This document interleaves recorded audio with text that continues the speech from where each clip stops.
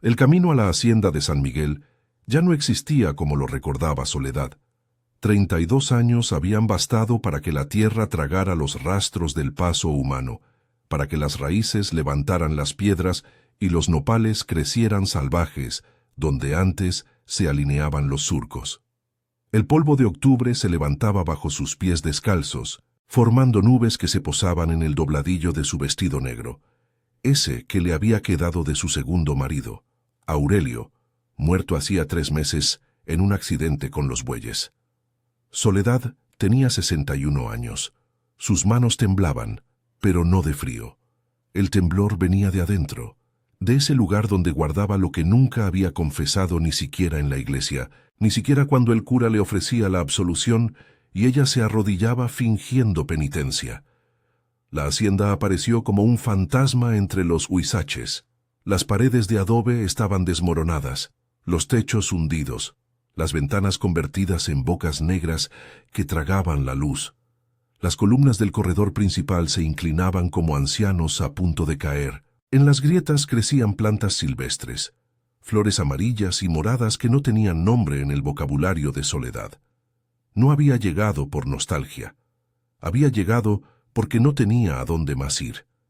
Después de que Aurelio muriera, sus hijos, fruto de su primer matrimonio cuando era joven y todavía creía en la salvación, la habían echado de la casa. «No tienes dinero, no tienes tierra, no tienes nada que darnos», le había dicho el mayor Miguel, con ese tono de desprecio que ella reconocía, porque ella misma lo había usado alguna vez cuando era fuerte y el mundo le pertenecía a los que sabían gritar más alto.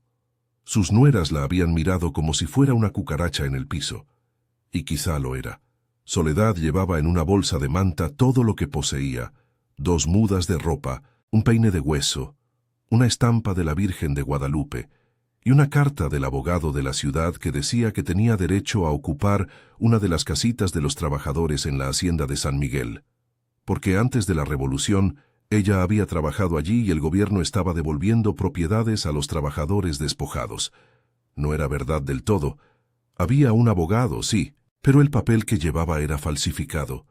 Lo había hecho conseguir a través de una vieja amiga, la costurera de Zacatecas, a cambio de la cadena de oro que le había dado Aurelio en sus buenos tiempos. El dinero que quedó le había servido para el camino. Mentir le salía natural ahora, después de una vida entera haciéndolo.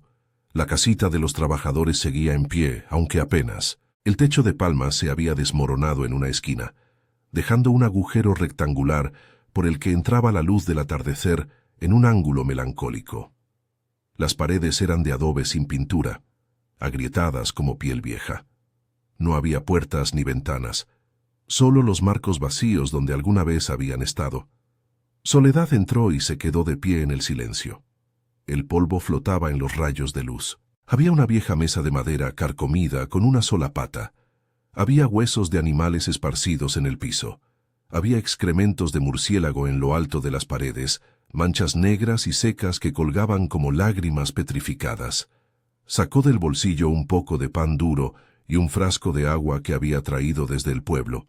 Se sentó en el piso, apoyada contra la pared, y comió sin masticar, solo tragando, viendo cómo la luz se iba del cielo. A la noche llegó el frío. Soledad se envolvió en su rebozo y trató de dormir, pero los sonidos del campo la mantenían despierta. Los grillos, los pasos pequeños de animales nocturnos, el viento en las grietas del adobe. Una vez un búho cantó tan cerca que ella se incorporó del susto, el corazón acelerado, creyendo que era un fantasma. Pero no había fantasmas, solo el pasado. Cuando salió el sol, Soledad exploró la hacienda. Las estructuras principales estaban en ruinas, pero el contorno seguía siendo reconocible. Aquella había sido la casa grande, con su salón de recepciones y sus aposentos para la familia del patrón. Allá estaba la cocina, donde ella había pasado 20 años de su vida. Allá, la capilla privada donde el cura venía una vez al mes a decir misa para la familia. Y allá, al fondo, estaba el jardín, o lo que quedaba de él. El jardín de la hacienda de San Miguel había sido famoso en la región. Don Porfirio Mendoza, el hacendado que la había poseído durante los últimos años del porfiriato, Lo había mandado diseñar a un paisajista traído de la Ciudad de México. Había fuentes, aunque ya no funcionaban. Había senderos de piedra blanca, aunque ahora estaban cubiertos de musgo verde. Había árboles frutales, naranjos, limoneros, durazneros. Había rosas rojas que crecían en espalderas de hierro forjado, ahora oxidadas y retorcidas. Y en el centro había un árbol muy antiguo, un álamo que don Porfirio decía que tenía más de 100 años. Sus raíces eran tan gruesas como muslos, y se retorcían sobre la tierra como serpientes petrificadas. Soledad se acercó a ese árbol. Hacía 32 años que no lo veía, pero lo reconoció al instante, como reconocía sus propias cicatrices. Se arrodilló entre sus raíces. Las manos le temblaban cuando comenzó a escarbar. La tierra estaba dura, compactada por décadas. Tuvo que usar un palo que encontró tirado entre los escombros, astillándose las palmas. Cavó durante horas, mientras el sol se movía en el cielo, mientras el sudor le corría por la cara y se le pegaba al vestido negro. Cuando sus dedos tocaron algo sólido que no era piedra, se detuvo. Soledad respiró profundamente. Cerró los ojos. Rezó una oración que no era una oración, sino más bien una confesión sin palabras. Luego sacó el cráneo a la luz. Estaba blanquecino, algunos dientes aún en su lugar, otros perdidos. Había un agujero profundo en la base, donde el material óseo se había desgajado en una forma que no era natural. En la frente había una fractura que se extendía desde el lado izquierdo, como una grieta en una pared de adobe. Soledad lo dejó en el piso entre las raíces del árbol y se quedó mirándolo durante un largo tiempo. No sentía miedo, sentía algo más cercano a la paz. «Perdón», susurró, aunque no estaba segura de a quién le pedía perdón, si al muerto, a Dios o a sí misma. Enterró el cráneo nuevamente, pero esta vez con cuidado, como si estuviera poniendo a dormir a un niño. Cubrió el agujero con la tierra, apisonándola con los talones. Luego se incorporó, se limpió las manos en el vestido y se fue a sentar a la sombra del álamo. Allí esperó a que se hiciera de noche. Capítulo 2. El guardián del secreto. Al tercer día de estar en la hacienda, Soledad se dio cuenta de que no estaba sola. Lo supo porque encontró un plato de comida en la puerta de su casita. Tortillas frescas, frijoles, una jarra de atole. La comida aún estaba tibia. Se asustó. Durante un momento pensó en irse. ¿Pero a dónde iría? ¿A las calles de la ciudad a mendigar? ¿A arrodillarse ante sus hijos que la odiaban? Comió los frijoles y las tortillas sin dudarlo. El hambre era más fuerte que el miedo. A la tarde, un hombre apareció en el corredor de la hacienda principal. Era viejo, más viejo que ella, con un solo ojo y la cara parchada por el sol. Llevaba un machete en la mano. «Soy el cuidador», dijo, «del señor licenciado Córdoba, que es el dueño legal ahora después de la reforma agraria. Me encargo de que nadie robe lo que queda». Soledad se incorporó lentamente. Reconoció el acento del hombre. Era de la región, de la misma generación que ella. Posiblemente la conociera de antes. «Tengo papeles», dijo ella, aunque no los sacó. «Soy una trabajadora de la hacienda. Tengo derecho a estar aquí». El hombre la miró durante un largo tiempo. Su único ojo era amable pero también vigilante, como el ojo de un pastor que conoce a cada oveja de su rebaño. «¿Soledad Carranza?», preguntó finalmente. Ella sintió que algo se contraía en su pecho, pero asintió. «Pensé que estabas muerta», dijo el hombre. «Hace años que no te veo». «Vivía en otra parte», respondió Soledad, «con mi marido». El hombre entró en la casita sin que ella lo invitara.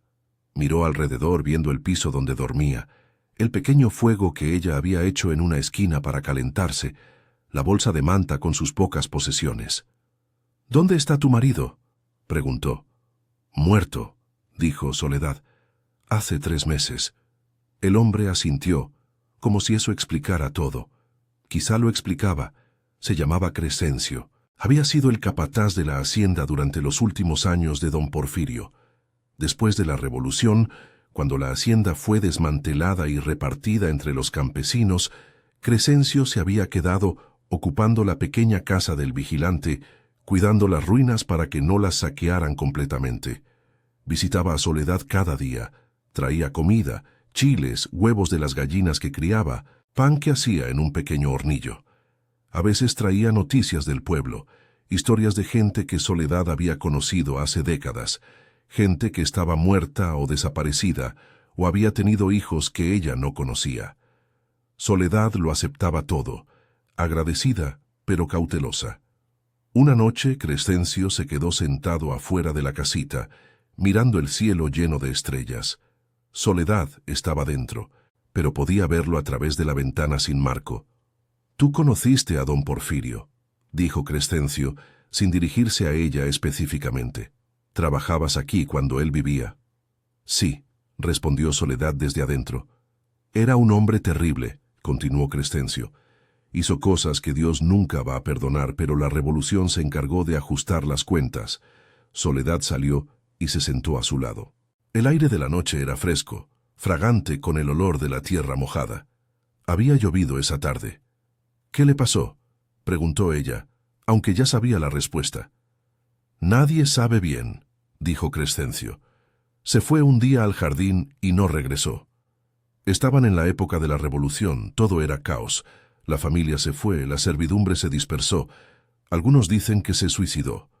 Otros dicen que lo mató alguien. Lo que es cierto es que desapareció». Soledad no dijo nada. Clavó la mirada en las estrellas. «Hay quien dice que anda por aquí», continuó Crescencio, «que lo ven en las noches, rondando el jardín, que grita pidiendo ayuda, pero nadie puede hacer nada porque está maldito». «¿Crees en esas cosas?», preguntó Soledad. Crescencio se encogió de hombros. «Creo en lo que he visto. Yo he visto cosas raras en este lugar. Pajarillos negros que aparecen después de la puesta de sol, plantas que crecen de forma extraña, sin semilla, el aire que se pone espeso alrededor del álamo, como si fuera agua, gente del pueblo que dice que el árbol no deja crecer nada más en su torno, como si tuviera hambre». Soledad sintió un escalofrío que no tenía nada que ver con el frío de la noche. «Yo no sé de maldiciones», dijo. «Yo sé que esta tierra guarda secretos. Los secretos pesan, y pesan más cuando nadie los conoce».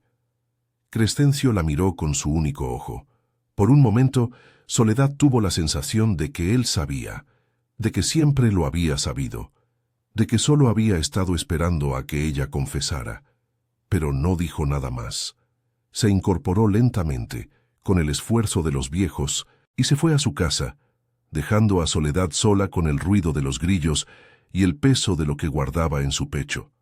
Al día siguiente, cuando Soledad se acercó al jardín, encontró marcas de pisadas alrededor del álamo. Las pisadas no eran de ella. Eran más grandes y había varias. Alguien había estado cavando durante la noche.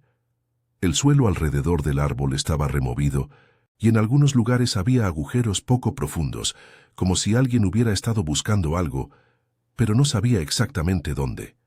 El cráneo seguía enterrado. Soledad lo sabía, pero solo porque ella recordaba exactamente dónde lo había puesto. Esa noche no durmió. Se quedó de pie en la puerta de la casita, sosteniendo un palo, esperando. Pero nadie vino. Solo los sonidos de la noche, los búhos, los insectos, el viento. Cuando llegó el amanecer fue a buscar a Crescencio.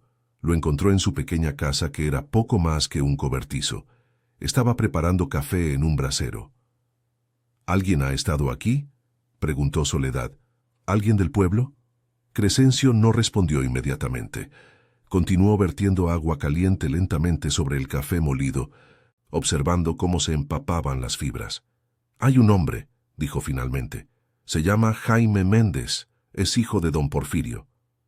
Soledad sintió que algo se paralizaba en ella. «¿Vivo?», preguntó. «Muy vivo», respondió Crescencio. «Vive en la ciudad ahora, en una casa grande. Es abogado, tiene poder. Después de la revolución consiguió quedarse con algo de lo que su padre tenía. No es el rico de antes, pero es alguien. Viene al pueblo a veces a ver si hay algo de valor que pueda rescatar de la hacienda». «¿Sabe que estoy aquí?», preguntó Soledad. «Creo que no, pero la gente del pueblo habla. Te han visto llegar. Alguien va a mencionar tu nombre en la cantina. Alguien va a contar que la vieja Soledad ha vuelto y va a llegar a sus oídos. Crescencio le pasó una taza de café. Soledad la rechazó con un gesto.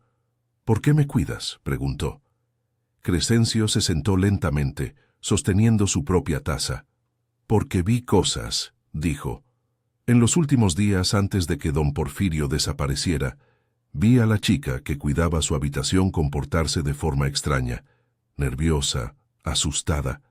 Vi sangre en el piso del corredor una noche y alguien la limpió antes del amanecer. Nadie habla de esas cosas, pero yo las vi, y yo sé quién eras tú. Sé lo que ese hombre te hizo, a ti y a otras». Soledad no respondió, pero sus manos temblaban. «Si el hijo te ve aquí, va a querer saber por qué», continuó Crescencio. «Va a hacer preguntas. Y si alguien comienza a cavar, si alguien encuentra lo que está en el jardín». No terminó la frase. No necesitaba hacerlo. «¿Qué quieres que haga?», preguntó Soledad. «Quiero que te vayas», dijo Crescencio. «Llévate lo que puedas llevar y vete. A otro pueblo, a otra región. Tienes edad para desaparecer, para empezar de nuevo. Nadie te conoce realmente». «Tengo a dónde ir», dijo Soledad. «Entonces crea que tienes», respondió Crescencio, «porque si te quedas, van a encontrarte, y no va a ser para nada bueno». Soledad se quedó de pie durante un largo momento, mirando al viejo capataz que había trabajado al lado de su opresor y que, en los últimos años de su vida, parecía haber desarrollado una especie de conciencia tardía, como una cosecha que finalmente llegaba a la madurez después de estar demasiado tiempo en el campo. «Déjame una semana más», dijo. «Solo una semana». Crescencio asintió lentamente, como si entendiera que no tenía sentido tratar de convencerla, como si supiera que Soledad necesitaba completar algo, aunque no sabía qué. Capítulo 3. Las visitas. Jaime Méndez llegó al final de esa semana. Soledad lo vio desde lejos, viéndolo llegar en un carruaje tirado por caballos grises, acompañado por dos hombres que parecían ser capataces o guardias.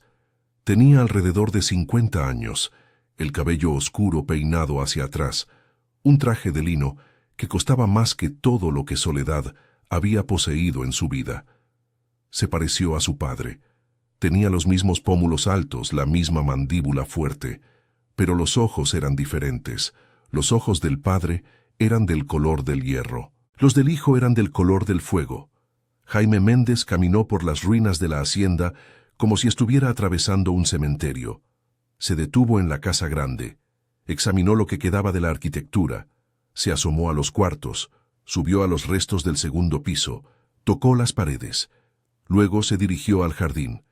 Soledad lo observó desde la casita, temblando. Crescencio estaba a su lado, de brazos cruzados. «¿Qué va a hacer?», susurró ella. «Lo que siempre hace», respondió Crescencio. «Buscar, recordar, sufrir por lo que su padre dejó sin terminar». Jaime Méndez se acercó al álamo. Se quedó de pie frente a él durante un largo tiempo. Luego, con un gesto, ordenó a uno de los hombres que trajera herramientas. Los dos comenzaron a cavar alrededor del árbol, removiendo la tierra, agrandando los agujeros superficiales que alguien había hecho la noche anterior. Soledad se tapó la boca con la mano. «No van a encontrarlo», dijo Crescencio en voz baja. «He tenido cuidado de cambiar de lugar lo que necesitaba ser guardado». Soledad se volvió hacia él sorprendida. «¿Qué?», preguntó. «Después de que vi que habías estado cavando, yo hice lo mío», respondió Crescencio. «Encontré lo que encontraste. Lo saqué y lo volví a enterrar en otro lugar, un lugar donde nadie va a buscarlo». «¿Por qué?», preguntó Soledad. «Porque algunos secretos es mejor que permanezcan secretos», dijo Crescencio. «Especialmente los que tienen el poder de destruir a los vivos». En el jardín, Jaime Méndez había comenzado a mostrar signos de frustración. Gritaba órdenes. Exigía que cavaran más profundo, que buscaran en otras partes del jardín. Los hombres obedecían, pero después de varias horas era claro que no iban a encontrar nada. Antes del atardecer, Jaime Méndez se detuvo en el centro del jardín, de pie bajo el álamo, y se quedó mirando fijamente el tronco del árbol. Incluso desde la distancia, Soledad podía ver que lloraba. Esa noche, Jaime Méndez se quedó en la hacienda. Hizo un campamento en la casa grande, encendió fuego, comió con sus hombres. Soledad no durmió. Se quedó escuchando los sonidos, esperando. Pasada la medianoche, Soledad oyó pasos en el patio. Era Jaime Méndez. Estaba solo caminando entre las ruinas, hablando en voz alta, como si conversara con alguien que no estaba ahí. «Padre», decía, «sé que viniste aquí, sé que algo pasó aquí, pero no voy a dejar que me lo hagas saber, porque si me lo dices, tendré que actuar, y esto ya ha destruido suficiente». Su voz se quebraba. Se detuvo frente al álamo. «Fuiste un hombre cruel», continuó. «Un hombre que creía que el mundo le pertenecía, que creía que podías tomar lo que quisieras, que podías destruir a quien quisieras, porque eras el hacendado y el resto éramos solo tierra». Jaime se sentó en las raíces del árbol con la cabeza entre las manos. «¿Sabes qué es lo peor?», preguntó a la noche. «Que yo heredé eso de ti. Heredé tu manera de mirar a los demás, tu manera de creer que lo que quiero tiene más importancia que lo que otros necesitan. Y he pasado la mitad de mi vida tratando de ser diferente, tratando de no ser tú. Pero veo tu cara en el espejo y no puedo evitar pensar que dentro de mí hay algo de tu maldad».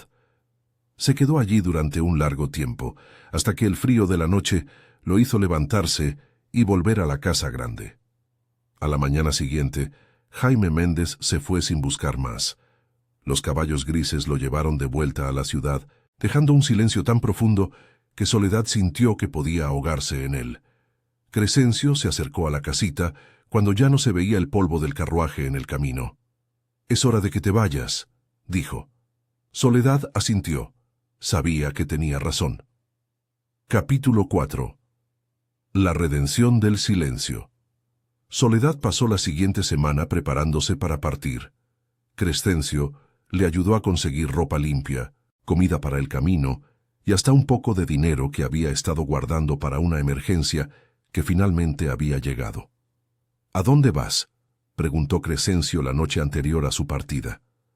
«No sé», respondió Soledad, «pero voy a buscar un lugar donde nadie me conozca, un lugar donde pueda trabajar aunque sean cosas pequeñas y donde pueda morir en paz». «¿Y el secreto?», preguntó Crescencio. Soledad miró hacia el jardín. El álamo estaba quieto en la oscuridad, sus ramas extendidas como brazos de un fantasma. «El secreto se va a quedar aquí», dijo, «donde pertenece, bajo tierra, donde nadie lo va a encontrar, porque nadie lo va a buscar en el lugar correcto. Y si alguna vez alguien pregunta, si alguna vez alguien quiere saber qué pasó con don Porfirio, la respuesta va a ser la misma que siempre fue. Desapareció durante la Revolución. Como desaparecieron tantas cosas, como desapareció una forma de vivir entera». «¿Y tú?», preguntó Crescencio.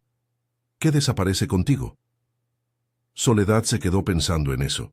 Pensó en los 20 años que había pasado en esa hacienda, siendo propiedad de un hombre que la violentó más veces de las que podía contar.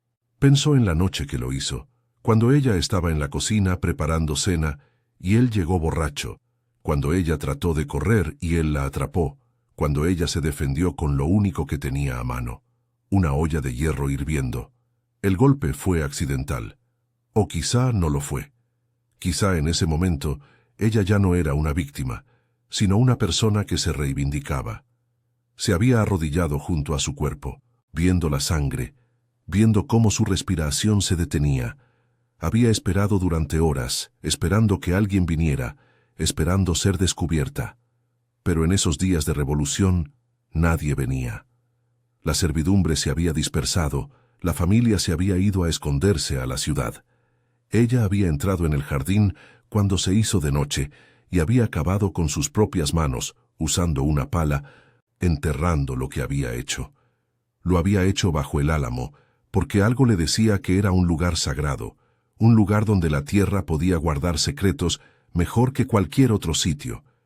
Y luego se había ido. Se había ido y no había vuelto, hasta ahora. «Conmigo desaparece la culpa», dijo finalmente, «o desaparece la inocencia. No estoy segura de cuál de las dos cosas. Quizás son lo mismo». Crescencio la abrazó. Era la primera vez que lo hacía en todos los años que la conocía. «Que Dios te cuide», dijo. «Que nos cuide a todos», respondió Soledad. A la mañana siguiente, Soledad se despidió del lugar. Caminó lentamente entre las ruinas, tocando las paredes como si estuviera tocando a los muertos. Se detuvo en el jardín y se arrodilló bajo el álamo. «Perdón», susurró de nuevo, como había hecho hacía semanas. Pero esta vez la palabra estaba dirigida hacia adentro, hacia la parte de ella que había permanecido en ese lugar, enterrada junto con el cráneo y los restos de quien la había hecho sufrir. «Perdón por haber vivido en silencio», continuó. «Perdón por haber guardado esto adentro, pero también te pido perdón a ti, a la tierra, a esta hacienda, por lo que hizo este lugar contigo y conmigo». Se puso de pie y comenzó a caminar hacia el camino. Crescencio la acompañó hasta donde terminaban las ruinas. «¿Volverás?», preguntó. «No», respondió Soledad. «Los muertos deben quedarse donde los dejes. Si vuelvo voy a tener que desenterrar todo de nuevo». Se fue hacia el norte, hacia Zacatecas, donde tenía conocidos que quizá le dieran trabajo. Llevaba muy poco, casi nada, pero llevaba algo que no tenía cuando llegó: la paz de haber enfrentado su verdad, aunque fuera solo en el silencio de su propio corazón. Durante los meses siguientes, las cosas en la hacienda tomaron un giro extraño. Nadie que visitaba la propiedad quería acercarse al jardín. Los trabajadores que a veces llegaban a buscar algo de valor en las ruinas decían que sentían que algo los vigilaba. El aire alrededor del álamo, aseguraban, se volvía espeso por la noche, como si fuera un cuerpo vivo, como si la tierra respirara. Jaime Méndez volvió una sola vez más. Se quedó menos de una hora. Solo caminó alrededor del álamo, sin tocar nada, sin ordenar que se cavara de nuevo. Luego se fue, y nunca regresó. Crescencio siguió viviendo allí, cuidando las ruinas, alimentando a los pájaros, hablando con los fantasmas. Cuando alguien le preguntaba qué había pasado con el jardín, qué lo hacía tan diferente, tan peligroso, él siempre respondía lo mismo: «Es un lugar donde la tierra guardó lo que los vivos no pudieron perdonar. Es un lugar donde la justicia fue enterrada en lugar de la culpa». Y la gente entendía, de una manera que no podía explicarse con palabras, que había verdad en eso, que algunos lugares en la tierra eran sagrados, no porque Dios los hubiera bendecido, sino porque habían sido testigos de la verdad humana, de esa verdad que es más fuerte que cualquier mentira, más profunda que cualquier tumba. El álamo continuó creciendo, sus raíces adentrándose más profundamente en la tierra cada año, absorbiendo lo que estaba enterrado, transformándolo en su propia sustancia. Y en el pueblo cercano, la historia de la hacienda maldita se convirtió en leyenda, en una advertencia sobre lo que sucede cuando los secretos tienen peso suficiente para hundirse. Soledad, en Zacatecas, encontró trabajo en una pequeña posada. Vivía en una habitación en el piso superior, comía lo que los viajeros dejaban en sus platos, dormía más profundamente que lo que había dormido en 30 años. A veces, en las noches, cuando el silencio era completo, pensaba en el álamo. Pensaba en Crescencio cuidando esa tierra. Pensaba en Jaime Méndez, cargando el peso de lo que su padre había hecho, el peso de lo que ella había hecho para defenderse. Pero no sentía culpa. Sentía algo más cercano a la compasión por todos ellos, por el hacendado que había sido el opresor, por el hijo que era el heredero de esa opresión, por ella misma, por Crescencio, por todos los que habían estado atrapados en ese lugar, porque la verdad es que nadie en esa hacienda fue verdaderamente libre. Todos estaban enterrados en vida, cada uno bajo su propio secreto, su propia verdad que no podían confesar, su propia maldición que debían cargar. Solo que ella, finalmente, había logrado salir del cementerio, y el álamo seguía creciendo, sus ramas alcanzando hacia el cielo nocturno, sus raíces alimentándose de la verdad que guardaba. Y en ese árbol vivía toda la historia, la del opresor, la de la víctima, la del testigo, la de una tierra que había aprendido a guardar en silencio lo que los vivos no podían perdonar.